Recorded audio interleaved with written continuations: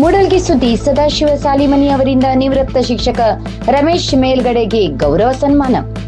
ಮೂಡಲ್ಗಿ ತಾಲೂಕಿನ ಮುನ್ಯಾಳ್ ಗ್ರಾಮದ ನಿವಾಸಿಯಾಗಿರುವ ತಾಯಿ ಯಮನವ ಅವರ ಮೊದಲ ಪುತ್ರರಾದ ರಮೇಶ್ ಕಾಶಪ್ಪ ಮೇಲ್ಗಡೆ ಅವರು ಹಳ್ಳೂರು ಗ್ರಾಮದ ಶಿವಶಂಕರ ನಗರದಲ್ಲಿರುವ ಸರ್ಕಾರಿ ಕನ್ನಡ ಹಿರಿಯ ಪ್ರಾಥಮಿಕ ಶಾಲೆಯಲ್ಲಿ ಸುಮಾರು 30 ವರ್ಷಗಳ ಕಾಲ ನಿಷ್ಠೆಯಿಂದ ಸೇವೆ ಸಲ್ಲಿಸಿ ವಯೋನಿವೃತ್ತಿ ಹೊಂದಿದ್ದಾರೆ.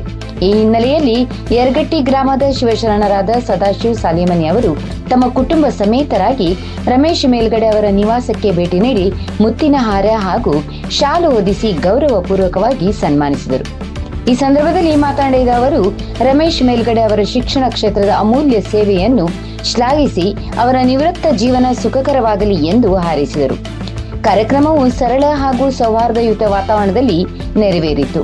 ಈ ಸಂದರ್ಭದಲ್ಲಿ ರಘು ಮೇಲ್ಗಡೆ, ಬಾಬಾ ಸಾಹೇಬ್ ನಾಯಕ್, ಬಾಳಾಸಾಹೇಬ್ ನಾಯಕ್, ಆನಂದರಾವ್ ನಾಯಕ್, ಎಕ್ಸ್-ಡಿಪಿ, ಡಾಕ್ಟರ್ ನಾಗರಾಳ, ಶಿವಪ್ಪ ಬೆಳ್ಳೂರ್, ಗ್ರಾಮ ಪಂಚಾಯಿತಿ ಉಪಾಧ್ಯಕ್ಷರು ಅಜ್ಜು ನಾಯಕ್, ರಾಮು ಸರ್, ಸೈದಾಪುರ್, ಸಂಗಪ್ಪ ಜೋಡಟ್ಟಿ, ತುಕಾರಾಮ್ ಕಿರಣಗಿ, ಮಡೆಪ್ಪ ಒಡೆಯರ್, ಮಹಾದೇವ್ ಮಸನವರ್, ಮಹಾದೇವ್ ಮೇಲ್ಗಡೆ, ಬಾಳು ಪಾಟೀಲ್ ಹಾಗೂ ಮುನ್ಯಾಳ್ ದುರ್ಗಾದೇವಿ ಸಮಿತಿ ಸದಸ್ಯರು ಸೇರಿದಂತೆ ಹಲವರು ಉಪಸ್ಥಿತರಿದ್ದರು.